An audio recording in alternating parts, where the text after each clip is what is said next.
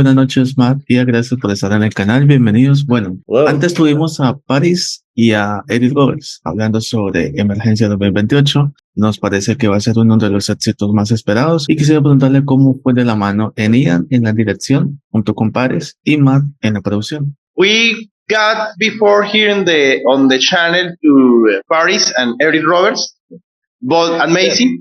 And the question from Jhon is from both of you. How was working with these two people, these two characters, both on the editing and on the production side? Whatever you want, go ahead. I like that question. Getting right into it. Yeah. Ian, you want to take it first? Yeah. As far as was he talking about Eric Roberts? And yeah, both of them. Yeah. Oh yeah, it's been really good, really great, and a great learning experience because Eric Roberts and Bai Ling are both celebrities who they like to teach. They like to give their experience to independent filmmakers like us.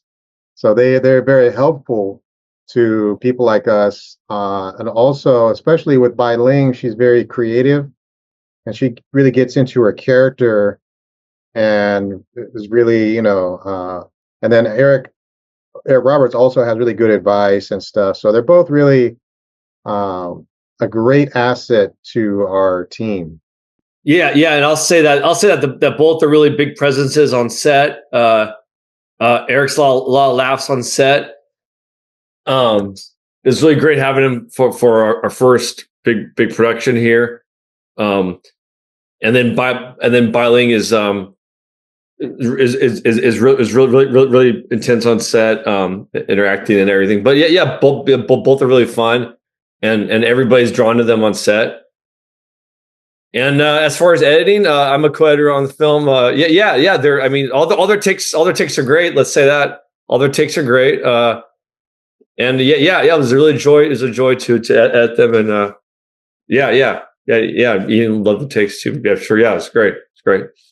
Además que hay algo importante es que tanto para Ian, él hace también al personaje del espíritu. Entonces, ¿cómo es de pronto la caracterización de ese personaje?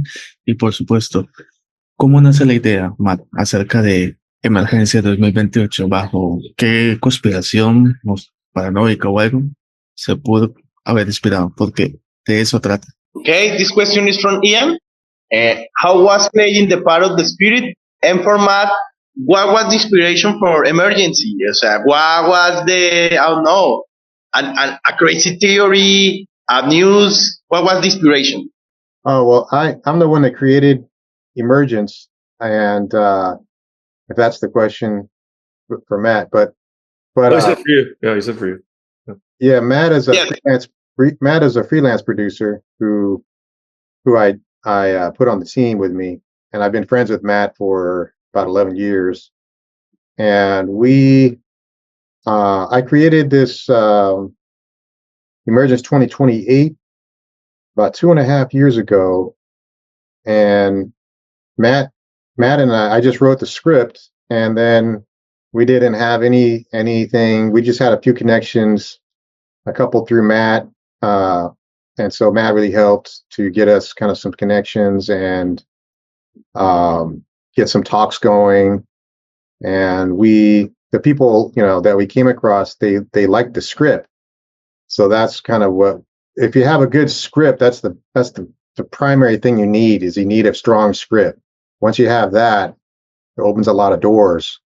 If you get your script in front of the right, pair of eyes, ojos, right? So you just have to get it in there and keep trying. But yeah, Matt and I started with basically from square one. So Matt, you want to take over? Yeah, well, I think Ian also, he's asking like where did you come up with the idea exactly? Like, well, it was from right. Series also, and of course. Yeah, just basically the ideas where I came up with this. I've been writing this science fiction series called Fading Empires. The books are on Amazon. You can look them up. Fading Empires, Ian Kane, and so those take place in year 2083. So they're further along. And I knew I couldn't. I wanted to do Fading Empires in a movie form, but I knew I couldn't because I don't have a Marvel budget. You know, I don't have. So I set it closer to our current timeline. I made it an alternate reality closer to our timeline, so that I don't have to have a crazy budget, for it.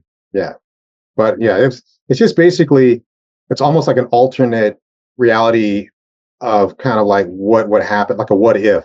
Yeah. And also add on to like, it's also like the idea that we're doing an indie, we can't afford a giant sci-fi, and we're talking about doing continuing on with the horror franchise. Ian started.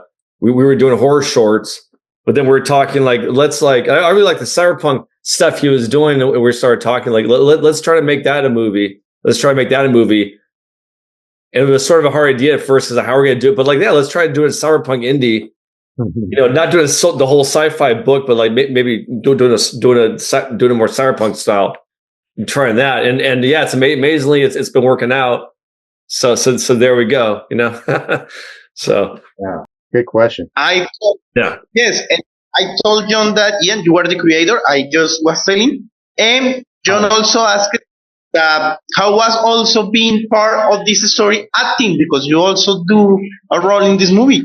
Oh yeah, well kind of challenge. Well, it was going to be challenging, but fortunately we have Paris Dillon, who is also one of the main characters, one of the lead characters in the series. He plays this guy Mickey Vex, who's kind of like this ex-intelligence officer guy who falls in with a syndicate, with the evil syndicate. Anyway, Paris is the co-director, and so he directed the first.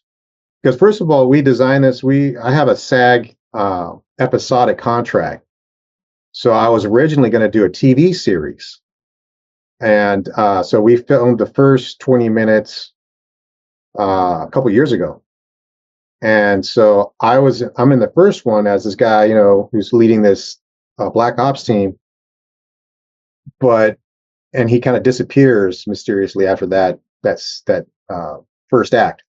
But fortunately, we had Paris. He directed the first 20 minutes, so I didn't have to direct. I could just focus on the acting. Yeah. So otherwise, it would have been probably too overwhelming. Yeah, it's really interesting how it turns out in the movie. Well, we won't give everything away, of course, but yeah, it's really interesting. Yeah. También hay que recalcar Matt, acerca de que ambos han actuado. Bueno, el Matt hace tiempo en una película hizo como editor y como actor. Y tanto en Ian hizo la de, en esta El Visitante. Así que, ¿cómo recuerdan esos inicios? Que es antes de Emergencia 2028, que es bastante cool. Hey, you previously mentioned that you worked on short films, and Jhon is asking, Matt, how was working as an editor and actor on The Magic? And Ian, how was creating The Visit? What are your memories of those beginnings? The magic with the editor on the film, the magic with Christos Andrews, and I really like that Christmas film, actually.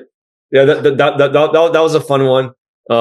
It was a Christmas story that Gregory Martin wrote and directed, and that was a couple years ago.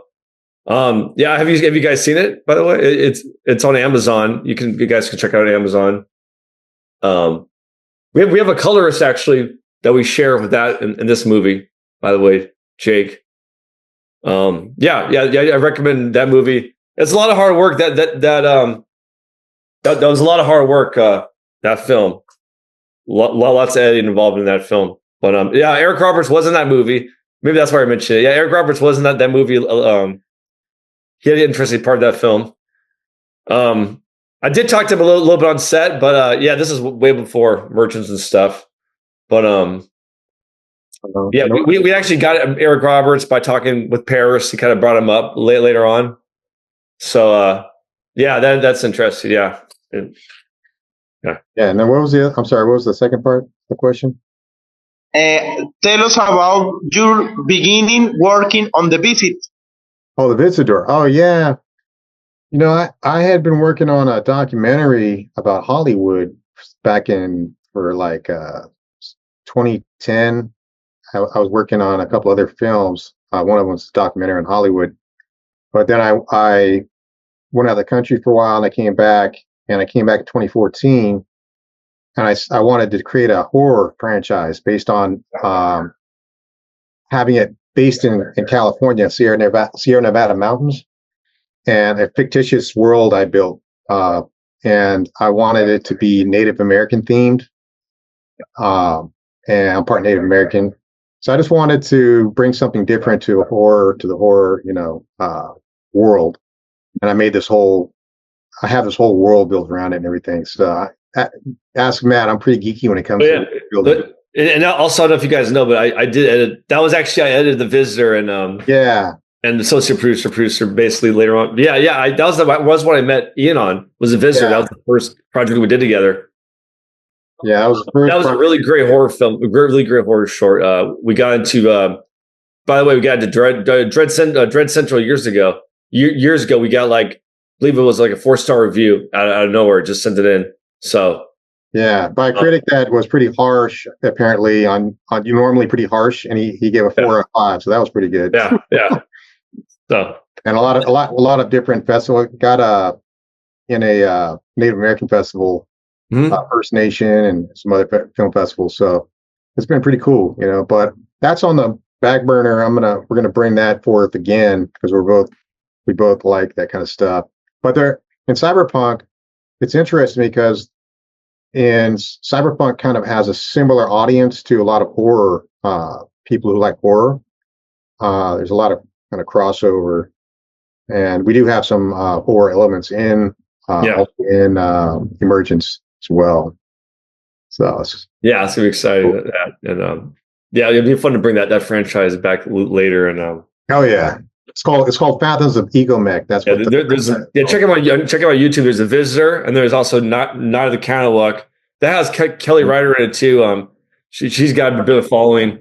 So go ahead, check that out. Your listeners, if they want to check that one out, they're on YouTube for free. Yeah, check it out. You can share us the links too. Sure. Matt, this is not a question. Jhon said that you got a really cool t-shirt from the thing. We got that's right. I'm glad you guys appreciate the thing. Yeah, this is a his poster. Yes, we got Norbert Weiser from the thing here. And he loves the thing too, by the way. We both love the Thing movie. Yeah, it's one of our favorites. Yes, I will tell Jhon that share you the interview with Norbert. And it's great that you mentioned that you are part Native American. We got 2 great Native American actors here. Cara J. Myers from Killers of the Flower Moon, and the amazing Jonathan. Yes. So it's great. Love for the Native American, man. Oh, cool. Total love. Yeah. Yeah, I have in all of my Fading Empires, I have a Native American character in there. I have a Native American character. I haven't this is the only thing I don't have a Native American character in yet. Is Emergence. Yeah, we're trying to get we're trying to get. Yeah, it might happen. It might happen. We want to get a Native American, or maybe someone with Native American from Mexico or something like that. So we know that I've been to Mexico. My father used to live in Mexico, and I stayed there for about 3 months when I was 17 years old, and I loved Mexico. It was great. So we heard that a lot of people would really love Emergence, because it's kind of like this rebellious, this small group of rebels. They're good people, and they're trying to go up against these powerful evil forces. And this Mexican guy said, "Oh yeah, people in Mexico love that. They will love it because it's kind of like rebellion, like the Mexican Revolution and stuff." So I was like, "Oh yeah, cool, man." I figured they would. Yeah. So probably. I know they will. Yeah. I know they will love it. Cool. Yeah. Jhon, cuando quieras. Well, my father also told me that a lot of down in Mexico, they get a lot of stuff first. They'll get a lot of the musical transit stuff a lot of times before North America. So it's interesting, before United States. I mean, yeah, it's pretty interesting. They're really hip people. Oh, thank you. Bueno, dos últimas preguntas y hay que reconocer de que el trabajo de ellos también destacan los roles femeninos. Entonces, ¿cómo fue que llegó Wailin y también el poder darle una oportunidad? Porque yo sé que ella ha tenido papeles muy relevantes, pero no como protagonista. Quisiera saber eso. Y por último, ¿cómo define el trabajo de ellos en... Okay, I love this question because John is mentioning, yeah, how do you approach to Bailin? We know that she's an amazing actress, but somehow she doesn't get a lot of main roles, and she got the main role here. And also, when you finish to do that question, that answer, sorry, try to define both of you, your work, your career in one word. But first with Bailin, please. Oh yeah, So she it's doesn't have a lot of great. main roles. You're right, right. Yeah. Yeah, I think Bai Ling, I think she really, like that character that she has where she plays this mysterious assassin basically, and it just was she just fits the role so well. And when I was on set talking to Bai, we we kind of like were we really hit it off creatively and really exchanged a lot of cool ideas.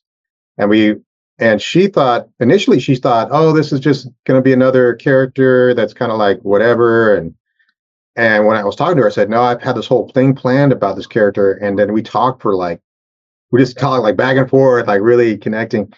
And so she got really excited that I had more plans for the character. I wanted a whole backstory and everything. And so she's really excited. So I said, okay, let's make her a main, character like I wanted to in the first. But I think she deserves. Bai Ling is really a great actress. So I think she deserves to have a big role in this, because she can really fill it out and make the character interesting. Yeah, I could just add that like someone we know from the film just kind of suggested someone he kind of knew, and some actors he knew, and Bai Ling was one of them, and now like that's probably perfect, or like he suggested to meet Ian some actors he knew, and then yeah, we kind of approached her. Didn't really work the first time, but then I was at a PGA thing and talked to friends of her, and then one thing led to another, and then we approached her again, and it was during COVID, and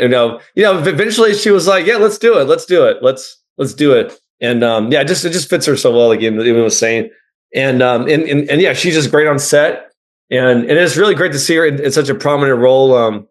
We love her from all these things, and it's like, she's even in the steampunk thing, Wild Wild West. So it's great to see her in the cyberpunk thing now, and stuff, and yeah, she has such a presence and everything, and yeah, it just turned out really, really, really great there, so. I'm really glad because Eric's great. He's been in a number of things, but Bai Ling is kind of underutilized, really. So it's really great that she's in this, and it gives a kind of a retro feel to the film, which is cool, like a '90s retro thing, which is, Ian, you want to talk about that too? Yeah, it just kind of fits because these are legacy actors that were really big in the '90s, and so because this is actually, a lot of people don't know this, but this is I'm kind of inventing my own subgenre called pixel punk because it's retrofuturism. So you know how like steampunk or atom punk, for instance, right? Atom punk is like 50s alternate kind of reality.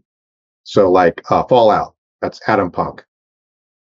So you have like retro kind of aesthetics alongside future technology or modern technology.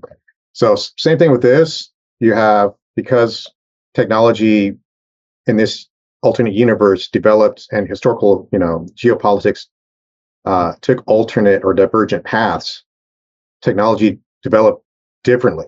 And so you have mainly 90s aesthetics alongside future tech. So I call it pixel punk because, pixels were kind of like pixelated games and stuff were really big back in the 90s. So there's a lot of cool stuff to explore with this whole emerging, pun intended, franchise. Okay, we got time. Man, please, I want you that Pixel Punk became your team because oh my God, I was watching a movie. It's a really, really indie movie. It's free on the internet. It's called Midnight Science. I don't know if you were watching it. Man, I saw something on that movie that I want to see in another movie, maybe in Emergency. Somehow, in the middle of the movie, everything became pixelated. And I was like, this is not cyberpunk. And I really want you to patent those words, man. Pixel punk. I really love that. That's a new genre, man. You are part of that. Yeah, please. Pixel punk. Wow. Yeah, that's cool, man. Yeah, Pixel punk. You heard it here first. You heard it. You heard it there. If anything else is you heard it first. I will tell John. I will translate para John. Quiero que coloques que Ian se inventó la palabra pixel punk. Primera vez que y before the last question, I wanna. Bailin is one of my favorites, so I thank you. She deserved it. And of course, Eric Roberts, please. And the last question that Jhon made for both of you is try to define your career, your work, everything in one word. Or the movie in one word. Underdogs. Yeah, underdogs. I mean, that's all about. It's all the premise about the movie is about a bunch of guys who they just don't really.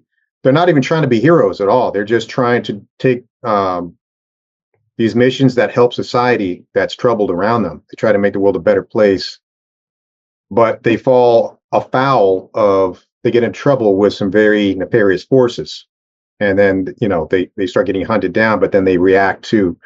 So they are underdogs, really, and that's kind of the story of, I guess reality duplicates art here, because Matt and I came from nowhere, and people kind of doubted us in the beginning. They kept saying, "Oh, you'll never get Eric Roberts," and we got Eric Roberts. Oh, you'll never get Biling, then we got Biling. Then so it's always kind of like we like to surprise people because who's gonna hate? Stop.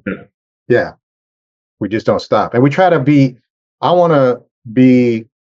us to be inspirational to other people, so that people know that, hey, you can do it. Anyone can do it. So we also have a biography. We also have a documentary that we're filming as we film Emergence 2028. We're filming a documentary for the past few years. And it's called Underdogs. So it's all about coming from nothing and then making something out of nothing. Yeah. And keeping keeping the hunger, but also being humble at the same time. So it's a balancing act. Yeah, that's my word too. Underdogs, or can't stop, won't stop. Yeah, that can't stop, won't stop. Yeah. So I'm happy that I wear my underdog picture, and I told you. Oh, nice. We will share you. Let's do this thing later in the mail.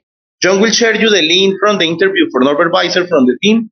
And the movie that I told you, Midnight Science, I think that movie is like a proto-pixel, and I'm happy because it's a new movie. And you will share us the short films that you mentioned us. And I'm so happy. I don't know what Jhon will say. Jhon, ¿qué vas a decir? No, primero agradecerles por la oportunidad y segundo para que nos invite toda Colombia, Latinoamérica, para que estén pendientes de Emergencia 2028, en donde se puede ver y todo eso. Okay, the camera is from both of you. Invite people from South America, North America, Colombia, wherever you want, to stay close to the project Emergency. Tell your social media people, be alert. The camera is from both of you. Go ahead.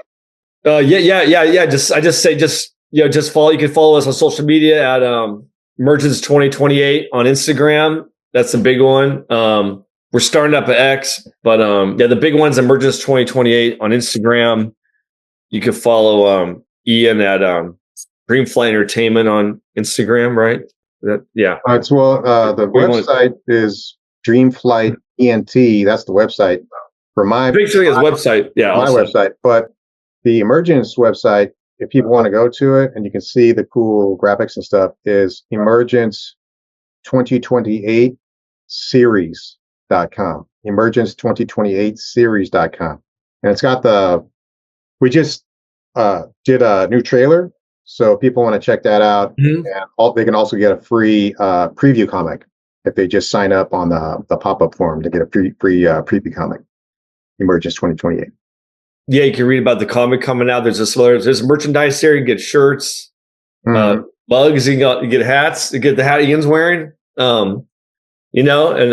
Yeah. If you want to look at my stuff, it's @_break on IG. I produce and edit for other things. You can check that out. Yeah. We really appreciate you guys having us on your show. Cool. And appreciate it a lot. We want to, we want you guys to be successful too, and keep supporting each other. Mutually, we're a mutual appreciation society. Sure. Mm-hmm. I will translate that part so Jhon can understand it. Jhon Cerebro dice que nos desea lo mejor, que desea que formemos una sociedad y que nos desea que también nos vaya muy bien. Así que agradeceles la foto. Cool. All right, guys. Matt, Ian, muchas gracias por la oportunidad, por el espacio. God bless you. Let us know. Wait. What's that, man? Oh, sorry, just to say, let us know when you post, and we'll also and just to everybody, we're gonna be. I'm sorry, I didn't mention this. We're gonna finish shooting the film in May. So in 2 months, we're gonna finish shooting, and we'll be completely finished with it. And then so you guys will be the first to know, and we'll probably, if you guys will have us come back, we'll come back and we'll show some of the. So we'll send you the shorts, and the trailer too would be good if we could post. Yeah. That would help us out. Awesome. Thank you. Yeah. I will tell that to Jhon right now, and please, send whatever you want. We will send you also links. Jhon, que en mayo se termine de grabar y que nosotros vamos a ser los primeros en enterarnos. Thank you so much. Thank you. Muchas gracias. Thank you. Thank you. Muchas gracias. Yes, thank you. Thank you, guys. Awesome. All right. Take care. Bye bye. Bye bye. Hasta luego. All right. Hasta luego. Mucho gusto.